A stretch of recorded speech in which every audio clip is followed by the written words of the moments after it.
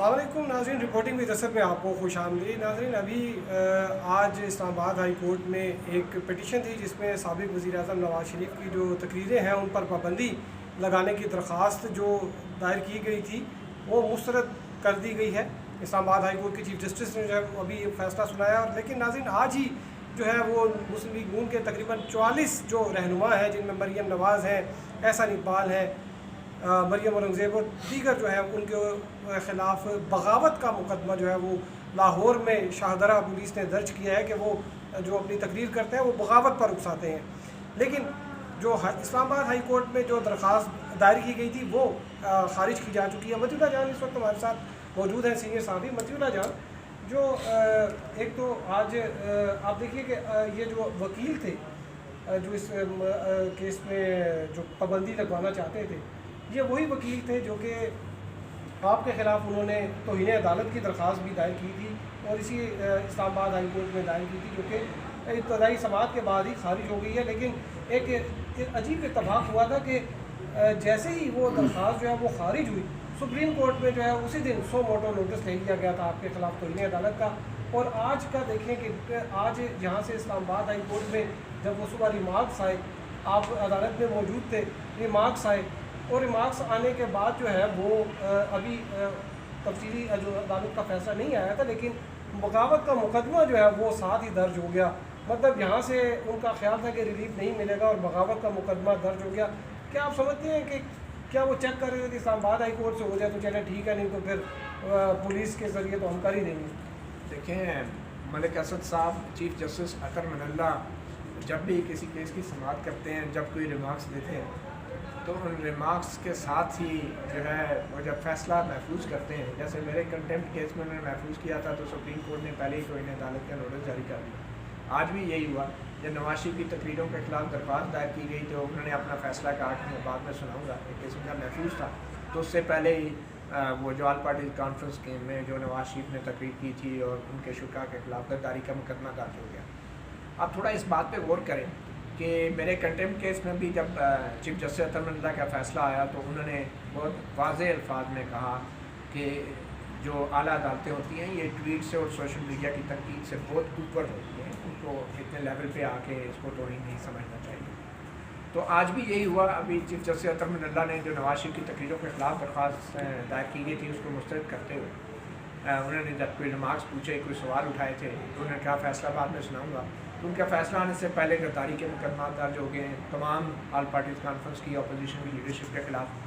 تو اب جو فیصلے میں آیا ہے اس میں بھی وہی ہوا، انہوں نے ٹھوس الفاظ میں کہا ہے کہ یہ جو سیاسی ریٹرک ہوتا ہے، پولیٹیکل ریٹرک، اور یہ جو سیاسی تقاریر ہوتی ہیں ان سے قومی سلامتی کو خطرہ نہیں ہوتا، اور نہ ہی قومی سلامتی جو ہے کسی ہائی کورٹ کے اندر درخواست دائر کرنے یا ہائی کورٹ کے فیصلے پہ منحصر ہے کہ ہائی کورٹ یہ فیصلے کرتی پھرے کہ یہ قومی سلامتی کو خطرہ ہے یا نہیں ہے۔ ہمارے جو منتخب نمائندے ہیں، جو عوام کے منتخب نمائندے ہیں،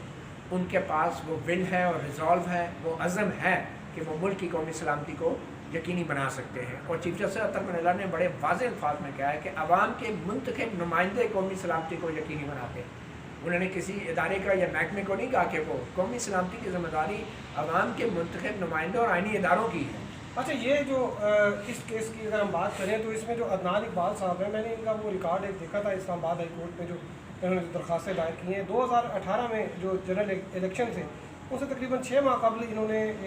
2 درخواستیں نواز شریف کی، اس وقت بھی تقریروں ان کے پابندی کے لیے جو ہے وہ یہاں پر دائر کی تھی۔ پھر ایک ان کی جو ہے وہ امریکی جو ایک ڈیفنس اتاشی تھے کرنل جوزف ہال،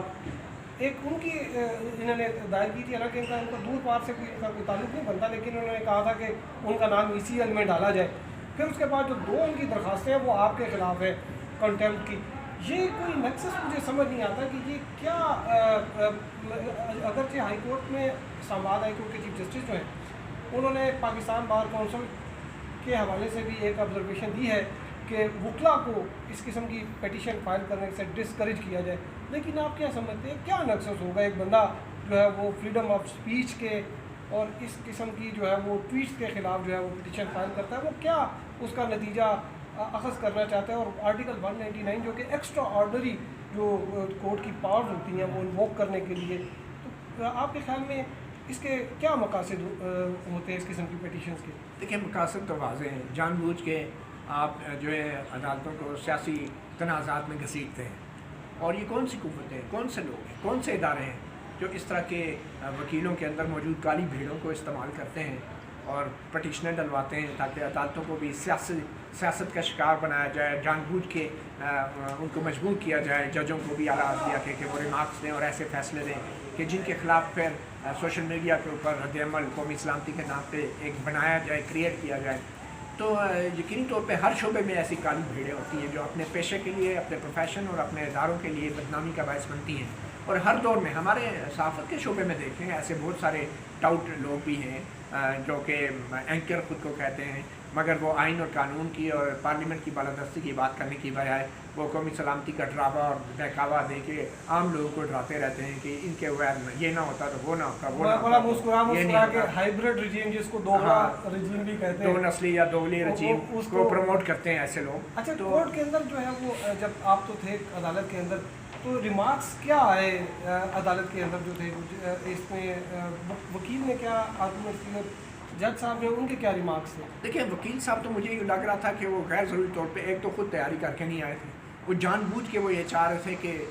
جو چیف جسٹس عطر من اللہ ہیں وہ خود ہی بولتے رہیں. جب بھی چیف جسٹس عطر من اللہ نے ان سے سوال کیا کہ آپ بتائیں کون سے بنیادی حقوق کی خلاف ورزی ہوئی ہے, بلکہ چیف جسٹس عطر من اللہ نے اپنے پاس سے ان کی کتاب اٹھا کے ان کے آگے رکھوا دی. ان کا یہ پڑھیں اس میں سے بتائیں کیا, آپ ان کو سمجھ نہیں آ رہی تھی, وکیل تیاری کر کے نہیں آئے تھے. تو مقصد صرف اور صرف یہ تھا کہ اعلیٰ عدلیہ کو بدنام کرنا, ان کو سیاسی تنازعات میں گھسیٹنا اور جان بوجھ کے مجبور کرنا ججوں کو کہ وہ ایسے ریمارکس دیں کہ جن کی بنیاد پہ بعد میں ان کے خلاف سوشل میڈیا پہ کیمپین چلائی جا سکے اور یہ ثابت کیا جا سکے کہ شاید خدا نخواستہ ہماری عدلیہ جیسے ادارے میں بھی کوئی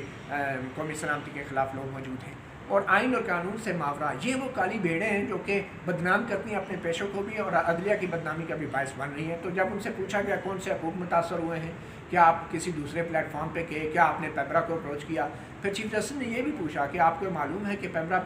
جو ہے پہلے ہی اس پہ کوئی کارروائی کر چکا ہے, کوئی نوٹ ڈائریکشن جاری کر چکا ہے. انہوں نے کہا ہاں جی وہ بھی کر چکا ہے. تو انہوں نے کہا پھر آپ میرے پاس کیا لینے کے لیے آئے, کیوں آپ نے ہائی کورٹ میں ریٹ درخواست دائر کی. اور چیف جسٹس عطر من اللہ نے بجا طور پہ پاکستان بار کونسل جو وکلا کی سب سے بڑی تنظیم ہے جو لائسنس عطا کرتی ہے ان وکیلوں کو پریکٹس کرنے کے لیے, چیف جسٹس نے کہا کہ یہ تو کیوں نہ آپ کا کیس جو ہے ہم پاکستان بار کونسل کو بھیجیں جو آپ کو لائسنس دیتی ہے پریکٹس کرنے کے لیے. آپ وقت ضائع کرتے ہیں ان بیچارے درخواست گزاروں کا اور لیٹیگنٹس کا جو کئی 100 میل دور سے آتے ہیں اپنے کیسوں کی سماعت کے لیے, اور آپ جیسے وکیلوں کی وجہ سے, درخواست گزاروں کی وجہ سے ان کے کیسز بھی نہیں سنے جا سکتے. تو یہ سب وقت کا ضیاع تھا اور جو وکیل تھے وہ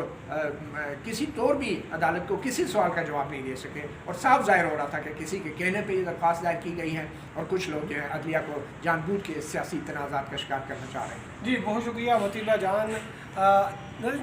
گزشتہ ہفتے اسلام آباد ہائی کورٹ میں نواز شریف سے متعلق ایک معزز جج صاحب ہیں, ان کے ریمارکس بھی تھے کہ وہ باہر بیٹھ کے ہنس رہے ہوں گے. تو شاید یہ پٹیشنر ہیں یا جنہوں نے درخواست کرائی ہے وہ شاید انہوں نے یہ اخذ کیا ہوگا کہ اس وقت ہائی کورٹ کا شاید موڈ بھی چینج ہے, ابھی ہم اس طرح سے پٹیشن کرتے ہیں. تو نواز شریف کی جو تقریریں ہیں جو کہ وہ جلسوں میں انہوں نے آگے جو پی ڈی ایم کے جو ہے وہ جلوس ہیں پاکستان ڈیموکریٹک موومنٹ کے, اس میں جو ٹیلی فونک اسپیچ ہوگی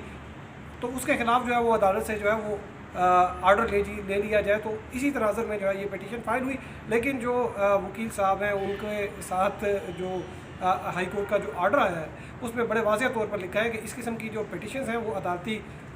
وقت جو ہے وہ ضائع کرنے کے مترادف ہوتی ہیں, اور